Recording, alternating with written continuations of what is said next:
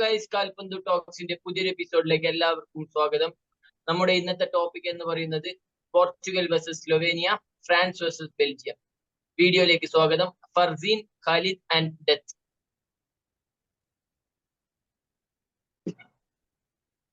എനിക്ക് തോന്നുന്നു ഈ യൂറോയിലെ തന്നെ ഏറ്റവും ബോറിംഗ് ആയിട്ടുള്ള ഒരു മത്സരമായിരുന്നു ഫ്രാൻസ് വേഴ്സസ് ബെൽജിയം, എന്റെ പേഴ്സണൽ ഒപ്പീനിയനിൽ. അപ്പോ കളിയൊന്നും അത്ര ഇൻട്രസ്റ്റിംഗ് ആയിട്ടൊന്നും എനിക്ക് തോന്നിയില്ല പേഴ്സണലി. അപ്പോ ഏറ്റവും ബോറിംഗ് ആയിട്ടുള്ള ഒരു മത്സരമായിരുന്നു ഫ്രാൻസ് വേഴ്സസ് ബെൽജിയം. ആ കളി എങ്ങനെ കാണുന്നു ഫർസീൻ? ശരിക്കും പറഞ്ഞാൽ ഈ സീസണിലെ ഈ യൂറോയിലെ ഏറ്റവും ബെസ്റ്റ് മാച്ച് എന്ന ആൾക്കാർ ആന്റിസിപ്പേറ്റ് ചെയ്ത ഏറ്റവും വേസ്റ്റ് മാച്ച് കളിയാണ് ബെൽജിയം ഫ്രാൻസും. ബെൽജിയം കളിക്ക് വരുമ്പോ തന്നെ ഓൾറെഡി ലോ ബ്ലോക്ക് എങ്ങനെയെങ്കിലും ഡിഫെൻഡ് ചെയ്ത് കൗണ്ടർ അറ്റാക്ക് ഫുട്ബോൾ കളിച്ച് വിജയിക്കാനുള്ള ഒരു മനസ്സ് ചെയ്ത് പറയുന്ന ട്വിച്ചൽ സിമിയോണി ടൈപ്പ് സാധനം ഇറക്കാൻ നോക്കിയതാണ്. അത് വിജയിക്കാമായിരുന്നു, പക്ഷെ ഫ്രാൻസ് അതിനൊത്ത് തന്നെ പരാജയം കളിച്ചു. ബട്ട് ബെൽജിയം കുറച്ചും കൂടി അറ്റാക്കിംഗ് മൈൻഡായി കളിച്ചിന്. കൗണ്ടർ അറ്റാക്സിൽ ഗോൾ സ്കോർ ആയി, പ്രത്യേകിച്ച് ഡിബ്രോണൊക്കെ ഡീപ് പൊസിഷനാണ് കളിപ്പിച്ചത്. പ്രത്യേക ഒരു ഡെഫിനറ്റ് അല്ലാതെ ഫോർമേഷൻ ആയിരുന്നു ബെൽജിയത്തിൻ്റെത്. ഒരു ബാക്ക് ത്രീ, പിന്നെ 5-2-3 അതുപോലെ ഫോർമേഷൻ ആയിരുന്നു. 5-2-3 അല്ലെങ്കിൽ 3-5-2 അതുപോലെ. മിഡ്ഫീൽഡ് 2 പ്ലേയേഴ്സേ ഉള്ളൂ. അത് ഡിബ്രോണ എക്സ്പീരിയൻസ്. ഡിബ്രോണ അറ്റാക്ക് മിഡ്ഫീൽഡ് ഫ്രീ റോള് റോമേറ്റ് കളിക്കേണ്ട പ്ലെയർ ആണ്. അദ്ദേഹത്തിനെ പിടിച്ചിട്ട് ഏറ്റവും ബാക്ക് ഡിഫെൻസീവ് വെർട്ടോ അങ്ങനെ തൊട്ട് മുമ്പായിട്ടാണ് ഡിബ്രോണ എന്നിട്ട് മൊത്തം കളിച്ചിരുന്നത്. ഒരു എന്താ പറയുക, ഡിഫെൻസീവ് മോഡ് കളിച്ചിട്ട്. അതേ ഫ്രാൻസിനാണെങ്കിൽ അറ്റാക്കിങ്ങിൽ ഒരു ഐഡിയ ഇല്ല എങ്ങനെ ഏത് രീതിയിൽ അറ്റാക്ക് ചെയ്യണം. കാരണം ഫുൾ ഡിഫെൻസീവ് ബ്ലോക്കിൽ പോയതുകൊണ്ട് അങ്ങനെ ഈ ഫ്രാൻസിന്റെ അറ്റാക്ക് ഇല്ലായ്മയും ബെൽജിയത്തിന് കളിയിനോടുള്ള ഒരു ഇൻട്രസ്റ്റ് ഇല്ലായ്മയും രണ്ടും കൂടി മാച്ച് മൊത്തത്തിൽ ഇൻട്രസ്റ്റ് ഇല്ലാതെ ലെവലിലേക്ക് കൊണ്ടുപോയി. എനിക്ക് തോന്നുന്നു കളി കഴിഞ്ഞ് ഡിബ്രൂനെ ഭയങ്കര ഗോൾഡൻ ജനറേഷൻ എന്തു പറ്റി എന്നുള്ള ചോദ്യത്തിന് ഭയങ്കര രോഷാകുലനായിട്ടാണ് ഡിബ്രോയിനെ മറുപടി. അത് ആ കോച്ചിന്റെ ആ ഒരു ടാക്ടിക്സും മൊത്തത്തിൽ എല്ലാവരും കളിച്ചത് മൂപ്പർക്ക് ഇഷ്ടപ്പെട്ടില്ല എന്ന് തന്നെ വ്യക്തമാക്കാം കളി കഴിഞ്ഞുകൊണ്ട്. ഖാലിദ്. ഡിബ്രൂണയുടെ ആ വീഡിയോ ആക്ച്വലി ഭയങ്കര ഇൻട്രസ്റ്റിംഗ് ആണ്. ഡിബ്രൂണെ തിരിച്ചു ചോദിക്കും ബാക്കിയുള്ള ടീംസിന്റെ ഗോൾ ജനറേഷൻ, അപ്പോ ബാക്കി ജർമ്മനിന്റെയും പിന്നെ ഇറ്റലിന്റെയും ഗോൾ ജനറേഷൻ ആണ് ഇതെന്ന് ഒരു ചോദ്യം തിരിച്ചങ്ങോട്ട് ഡിബ്രൂണെ ചോദിക്കും. പക്ഷേ ബെൽജിയം നമുക്കെല്ലാവർക്കും അറിയുന്ന പോലെ ഈ അടുത്ത കാലത്താണ് ബെൽജിയം നല്ലൊരു ടീം സെറ്റാക്കി എല്ലാവരും ഒരു എന്താ പറയാ പ്രതീക്ഷ കൊടുക്കുന്ന ഒരു ടീമായി വന്നത് ഈ അടുത്ത കാലത്ത്. അതുകൊണ്ടാണ് അവരെ നമ്മൾ ഗോൾഡൻ ജനറേഷൻ എന്ന് വിളിക്കുന്നത്. പക്ഷെ ആ ഒരു ഹൈപ്പിലേക്ക് ഉയർന്നു അവർക്ക് സാധിച്ചില്ല എന്ന് തന്നെ പറയണം. ലുക്കാക്കുവിന്റെ ഒരു ഫിനിഷിംഗ് ഇല്ലായ്മ, അല്ലെങ്കിൽ ലുക്കാക്കു പ്രതീക്ഷക്കൊത്ത് വളരാത്തത് ബെൽജിയത്തിന് അടിയായോ?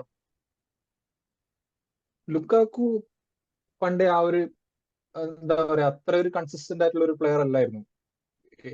ഏതൊരു സമയത്തും ലുക്കാക്കു ആ ഒരു ടൈപ്പ് പ്ലെയർ ആയിരുന്നു. പക്ഷെ ബെൽജിയത്തിന്റെ ഓവർ തന്നെ മൊത്തത്തിൽ മാറിയിട്ടുണ്ട്. നമ്മൾ ആദ്യം കണ്ട ആ ഒരു ഹൈപ്പിലേക്ക് ഇപ്പൊ ബെൽജിയം കളിക്കുന്നില്ല. അത് ലുക്കാക്കുവിന്റെ തലയിൽ മാത്രം കൊണ്ടിടുന്നത് വെറും ഒരു ബ്ലെയിം ഗെയിം ആയിട്ട് എനിക്ക് തോന്നുന്നത്. എല്ലാവരും ആ റെസ്പോൺസിബിലിറ്റി ഏറ്റെടുക്കണം. മെയിൻ ആയിട്ട് കോച്ച് ഫർസി പറഞ്ഞ പോലെ 3-5-2 ഫോർമേഷൻ വെച്ച് കളിക്കേണ്ട ഒരു ടീമാണോ ബെൽജിയം എന്നുള്ളത് ഒരു വലിയ ചോദ്യമാണ്. അത് ലുക്കാക്കുവിന്റെ തലയിൽ മാത്രം കൊണ്ടിടുന്നത് ഒരു ശരിയായ കാര്യമല്ല. അപ്പോ ബെൽജിയത്തിന്റെ കളിയിൽ ഒരു താല്പര്യമില്ലായ്മ, അല്ലെങ്കിൽ ഒരു പേടിച്ചുകൊണ്ടുള്ള ഒരു കളിയൊക്കെയാണ് ഈ കളിയെ ഒരു ശോകമാക്കി മാറ്റിയതെങ്കിലും ഫ്രാൻസിന്റെ ഭാഗത്ത് നിന്ന് നോക്കി, അതായത് കോലോ മുനാനിയുടെ ഒരു ഡിഫ്ലക്റ്റീവ് ഗോളിൽ എങ്ങനെയോ കേറിപ്പോയതാണ് ഫ്രാൻസ്. അപ്പോ ഫ്രാൻസിന്റെ ഭാഗത്ത് നിന്ന് എങ്ങനെ കളി കാണുന്നു? ഫ്രാൻസിൽ ഇപ്പൊ നടക്കുന്ന എന്താന്ന് വെച്ചാല് അവര് ആർക്കൊക്കെയോ വേണ്ടി കളിക്കുന്ന പോലെ ഇൻഡിവിജ്വൽ പെർഫോമൻസിൽ തിളങ്ങി നിൽക്കുന്ന പല പ്ലേയേഴ്സും ഇപ്പൊ വളരെ വീക്കാണ്. എക്സാമ്പിൾ ഗ്രീസ്മാൻ ആയാലും എംബാപ്പെ ആയാലും രണ്ടാളും അവരുടെ ബെസ്റ്റിൽ നിന്ന് ഫാർ ലോ ആണ്. പിന്നെ പറയാനുള്ളത് ദശാംശനെ പറ്റിയ. ദശാംശം ഒരു വേൾഡ് കപ്പ് ഉള്ള സൗത്ത് ഗേറ്റ് ആയിട്ടാണ് ഇപ്പൊ മാറിക്കൊണ്ടിരിക്കുന്നത്. ലാസ്റ്റ് വേൾഡ് കപ്പില് 2022 വേൾഡ് കപ്പില് നമ്മൾ കണ്ട ഫ്രാൻസ് അല്ല. അതില് കാണ്ടയൊന്നുമില്ല. ഇപ്പൊ കാണ്ടെ എന്ന് പറഞ്ഞ ബോൾ വിന്നർ അയാൾ അടിപൊളിയായിട്ട് കളിക്കുന്നുണ്ട്. പക്ഷെ അയാൾ ഒഫൻസീവ് ഔട്ട്പുട്ട് വളരെ ലോ ആണ്. ഈ മീഡിയ കുറെ ഹൈപ്പ് ചെയ്യുന്നുണ്ടെങ്കിലും കാണ്ടയൊക്കെ ഫാർ ഫ്രം ബെസ്റ്റ് തന്നെയാണ്. അതിൽ പലരും പല അഭിപ്രായമായിരിക്കും. പക്ഷെ എന്റെ ഒരു അഭിപ്രായത്തിൽ കാണ്ട ഇപ്പോഴും യൂറോപ്പിൽ നിന്ന് വിട്ടതിന്റെ എല്ലാ പിഴവും കാണാനുണ്ട്. പിന്നെ പറയുകയാണെങ്കിൽ അവർക്ക് ഫ്രാൻസിനെ എങ്ങനെ പോയാലും ക്വാളിഫൈ ചെയ്യാൻ പറ്റുന്ന ഒരു സെമി വരെ എങ്ങനെ പോയാലും സുഖമായിട്ട് കളിക്കാൻ പറ്റുന്ന ഒരു ടീം ഉള്ളത് അവരുടെ ഡിഫൻസിന്റെ ബലത്തിലാണ്. അത് ഒരു പ്രോപ്പർ സ്ട്രക്ചറിൽ നിൽക്കുന്നുണ്ട്. സലീബ ആയാലും ഉപമക്കാനായാലും കുണ്ടെ, തിയോ ഹെർണാണ്ടസ് ഇവർ രണ്ടാളുമാണ് അവരെ കറന്റ്ലി ബെസ്റ്റ് പ്ലേയേഴ്സ് ആയിട്ട് നിൽക്കുന്നത്.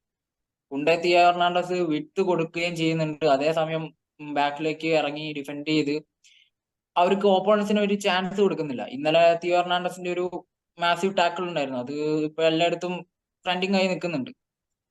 ഇവരുടെയൊക്കെ ഇൻഡിവിജ്വൽ പെർഫോമൻസിലാണ് അവരിങ്ങനെ കത്തിപ്പോകുന്നത്. പിന്നെ വേറൊരു കാര്യം നോക്കുകയാണെങ്കിൽ പലരും ഇംഗ്ലണ്ടിനെ അടിച്ച് താത്തുന്നുണ്ട്.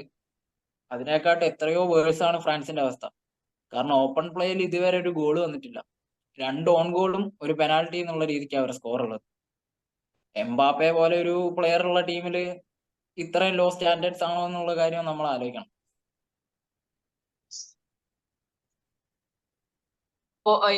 ഇനി വരുന്ന കളി ഫ്രാൻസിന്റെ പോർച്ചുഗലായിട്ടാണ്. അതിലൊരു മികച്ചൊരു കളി കാഴ്ചവെക്കാൻ സാധിക്കട്ടെ എന്ന് പറഞ്ഞുകൊണ്ട് നമുക്കിനി നെക്സ്റ്റ് മാച്ചായ സ്ലൊവേനിയ വേഴ്സസ് പോർച്ചുഗൽ. അതായത് എനിക്ക് തോന്നുന്നു ഗോൾ കീപ്പർ സേവ് ചെയ്തത് ആ ഒരു മാച്ച് മാത്രമല്ല, ക്രിസ്ത്യാനോയുടെ എൻറ്റയർ ഇന്റർനാഷണൽ കരിയറിന്റെ കണ്ടിന്യൂറ്റി കൂടിയാണെന്ന് എനിക്ക് തോന്നുന്നു പേഴ്സണലി.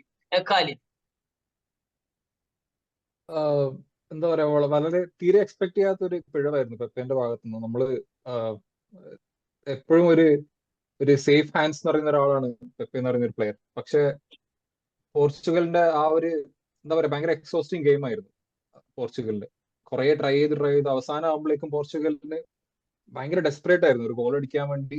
എല്ലാ പ്ലേയേഴ്സും അവസാനം നമ്മൾ കളി കാണുമ്പോൾ 5 പ്ലേയേഴ്സ് ആയിരുന്നു ഫ്രണ്ട് ലൈനിൽ ഇങ്ങനെ നിരന്ന് നിൽക്കുന്നുണ്ടായിരുന്നത്. ബാക്കിയുള്ള ആൾക്കാർ ഇങ്ങനെ ബോൾ ഇട്ട് കൊടുക്കുന്ന 5 പ്ലേയേഴ്സ് ഇങ്ങനെ ഫ്രണ്ട് ലൈനിൽ നിരന്ന് നിൽക്കുന്ന ആ ഒരു അവസ്ഥയിലേക്ക് പോർച്ചുഗൽ എത്തിയിരുന്നു.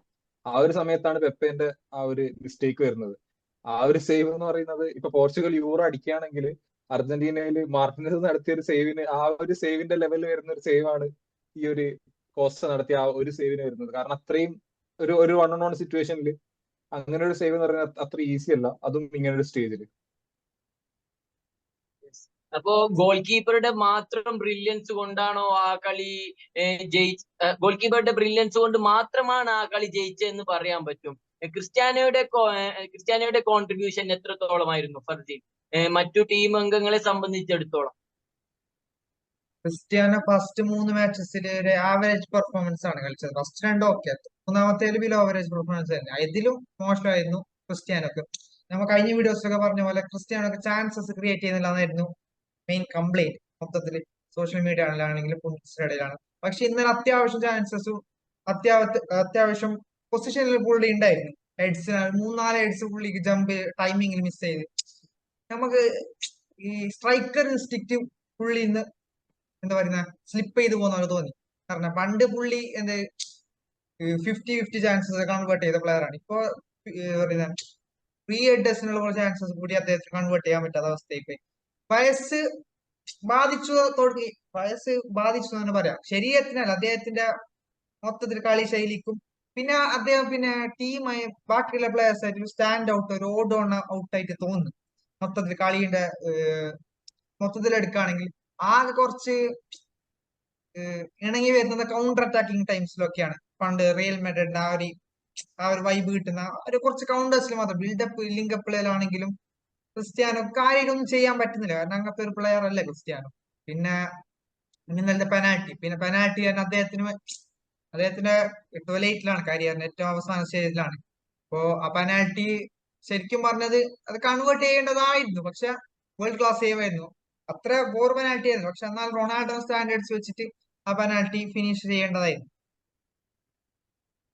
പക്ഷെ ആ പെനാൽറ്റി ഒരു കഴിഞ്ഞ വീഡിയോസിൽ സംസാരിച്ചതുപോലെ യൂറോപ്പ് വിട്ട് സൗദി ലീഗിലേക്ക് പോയ മാറ്റം ക്രിസ്ത്യാനോയിൽ കാണാനില്ലേ? ഫിനിഷിങ്ങിന്റെ കാര്യത്തിലായും പൊസിഷനിങ്ങിന്റെ കാര്യത്തിലൊക്കെ ആയെങ്കിലും ഒരുപാട് വീക്കർ ടീംസിനോട് കളിച്ചു വന്നിട്ടുള്ള ഒരു കളി ശൈലിയിലേക്ക് തന്നെ ഇപ്പോഴും കളിച്ചു കൊണ്ടിരിക്കുന്നു ക്രിസ്ത്യാനോ റൊണാൾഡോ.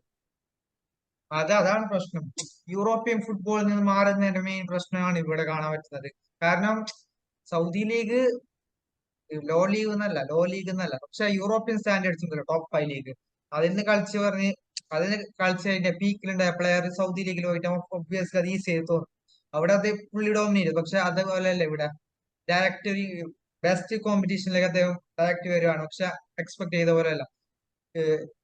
മൊത്തത്തിൽ ഇന്നലെ ഫസ്റ്റ് ഹാഫ് ഒക്കെ മറ്റേ സ്ലൊവേനിയന്റെ മറ്റേ ബാൾ സെന്റർ ബാക്ക് പുള്ളിയെ എന്താ പറയുക പോക്കറ്റ് ചെയ്ത് തന്നെ പറയാം. ഒരു ഇഞ്ച് കൂടി കൊടുത്തില്ല. പുള്ളിയുടെ എക്സ്പെക്ടേഷൻ എക്സീഡ് ചെയ്തു എല്ലാ ടീമിന്റെ ഡിഫൻസും. അത് വലിയ കാര്യമായ ടീം ഇതുവരെ നല്ല ടീമിന് പോർച്ചുഗൽ കിട്ടിയില്ല. എന്നാൽ പോലും ഒരു ആവറേജ് നല്ല ടീമിന് ഡിഫൻഡേഴ്സിനെ കിട്ടാൻ സാധ്യത ഉള്ളത് ഫ്രാൻസ് ആണ്. പക്ഷെ നിർഭാഗ്യവശാൽ ഫ്രാൻസിന്റെ കളി ഇതിലും മോശമാണ്.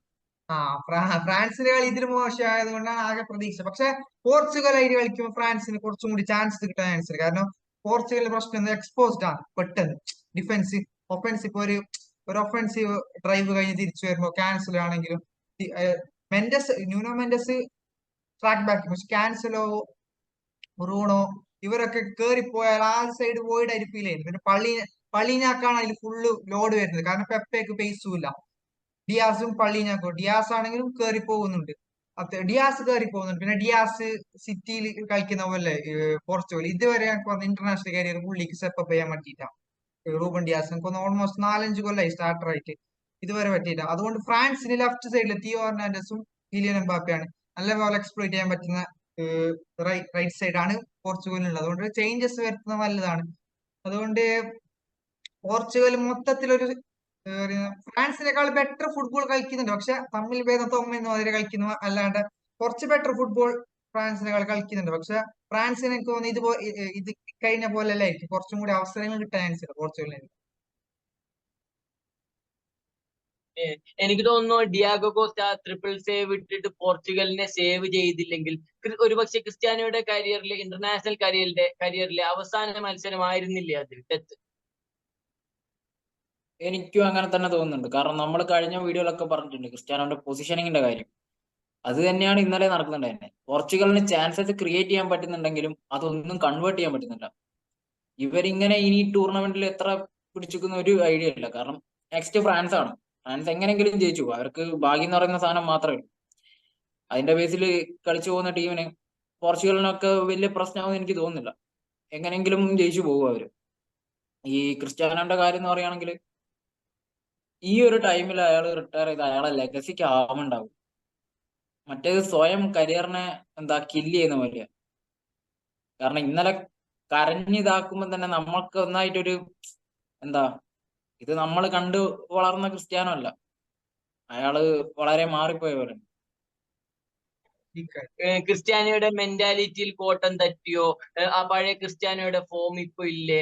അതോ ശക്തമായ അടുത്ത കളിയിൽ ഫ്രാൻസിന്, അതായത് ക്രിസ്ത്യാനോയെ നമ്മൾക്കറിയാം ബിഗ് സ്റ്റേജസ് ആവും തോറും ക്രിസ്ത്യാനോയുടെ പവർ കൂടുകയാണ്. ഇതിപ്പോ ബാർസലോണക്കെതിരെ ആയാലും മികച്ച ഏത് ക്ലബുകൾക്കെതിരെ ആയാലും സ്പെയിനെതിരെയുള്ള ഹാട്രിക് ഒക്കെ നമുക്ക് നോക്കിയാൽ വലിയ ടീം ആവും തോറും ക്രിസ്ത്യാനോയുടെ വീര്യം കൂടുകയാണ്, എനർജി കൂടുകയാണ്. അപ്പോ ഫ്രാൻസുമായുള്ള പുതിയൊരു കളിയിൽ മികച്ച ഒരു പോർച്ചുഗൽ ടീമിനെയും മികച്ച ഒരു ക്രിസ്ത്യാനോ റൊണാൾഡോയെയും പ്രതീക്ഷിച്ചുകൂടെ ഖാലിദ്?